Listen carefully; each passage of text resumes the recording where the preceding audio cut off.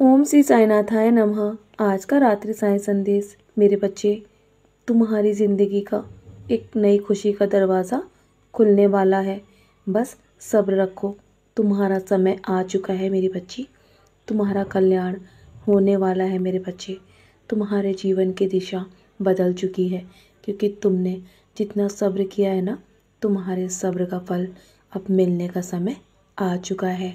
यदि जीवन में तुम इसी तरह आगे भी सब्र करोगे ना, तो तुम्हें वो भी मिल जाएगा जो तुमने सोचा भी नहीं है। तुम्हारी सोच से भी अधिक मैं तुम्हें दे दूँगा। तुमने जिस चीज़ की योजना भी नहीं बनाई है ना, उन सभी चीज़ों की योजना मैंने तुम्हारे जीवन के लिए पहले ही बना रखी है। यदि तुम्हारे जीवन में किसी के कहने से यदि अच्छा और बुरा होने लगे ना, तो ये संसार तो स्वर्ग बन जाएगा और या तो पूरी तरह नर्क बन जाएगा। इसलिए यदि कोई तुम्हारे लिए कोई भी टिप्पणी करता है ना, चाहे वो अच्छी हो या बुरी, उस पर ध्यान मत दो। कौन क्या कहता है और कौन क्या कर रहा है, इस पे बिल्कुल भी ध्यान मत दो। तुम सिर्फ अपने कर्म करो, बस वही करो जो अच्छा है और सच्चा है।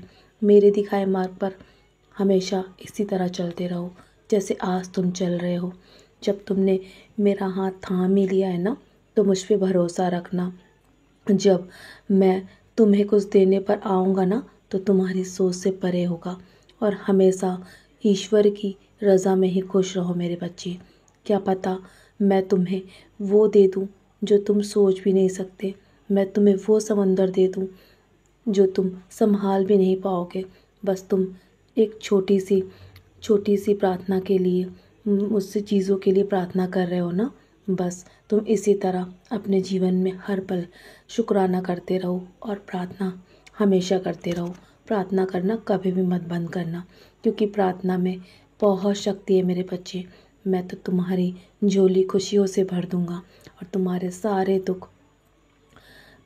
दुख अपनी झोली में डाल के ले जाऊंगा मेरे बच्चे। मैं कभी कभी तुम्हारे जीवन में इतनी कठिन परीक्षाएं इसलिए लेता हूँ ताकि तुम्हें मैं मजबूत बना सकूँ और सोने की तरह शुद्ध बना सकूँ मेरे बच्चे। क्योंकि सोने की शुद्धता पर कभी भी संदेह नहीं करना चाहिए। क्योंकि जब तुम्हारे जीवन में तुम्हारे खिलाफ कुछ बातें हो रही हो ना इस संसार में, और लोग तुम्हारी निंदा करते हो, बस तुम वहाँ से हमेशा के लिए उस रास्ते से हट जाना।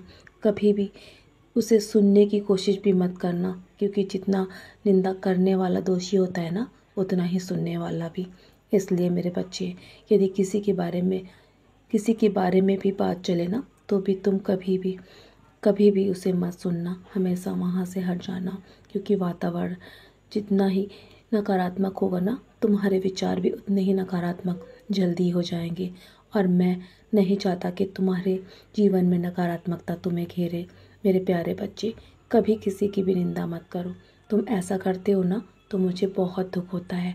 बस हमेशा दूसरों में हमेशा भलाई ढूंढो, दूसरों में हमेशा अच्छाई देखो, दूसरों के खिलाफ हमेशा अच्छे बोल बोलो, और जीवन में हर किसी को प्रेम करो मेरे बच्चे। वो के इंसान की मदद करो, उसका पेट भरो, उसे अन्न खिलाकर उसकी तुम सेवा करो मेरे बच्चे। और जिस तरह तुम अब कर रहे हो ना, मुझे ये सब देखकर तुम्हारे कर्म बहुत खुशी होती है कि तुम मेरे दिखाए मार्ग पर चलते हो।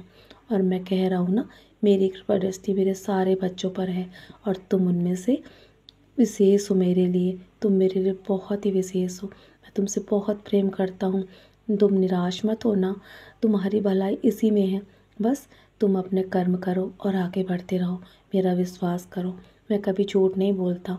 तुम्हारे जीवन में अब खुशियों का दरवाज़ा खुल चुका है। तुम्हारे दिन बदल चुके हैं और तुम्हारे जीवन में इतनी खुशियाँ आने वाली हैं कि तुम संभाल भी नहीं पाओगे। आने वाला समय तुम्हारा होगा और तुम्हारे पक्ष में सब कुछ होगा मेरे बच्चे। तो चलो अब बहुत रात हो गई है ना, सोने की तैयारी करो। सोने से पहले मेरी युति का सेवन अवश्य करना। हो सके तो अपने माथे पर टीका अवश्य लगाना और मेरे 11 वचन पढ़ के सोना। मेरा नाम स्मरण करके तुम चैन से सो जाओ। बाकी सारी चिंताएं मेरे चरणों पे त्याग दो। मैं बैठा हूँ ना, तुम्हारे भविष्य की तैयारी कर रहा हूँ और मैंने सारी योजनाएं बना ली हैं।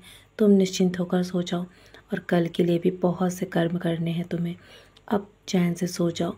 मेरा आशीर्वाद सदैव तुम पर है और हमेशा रहेगा मेरे प्यारे बच्चे।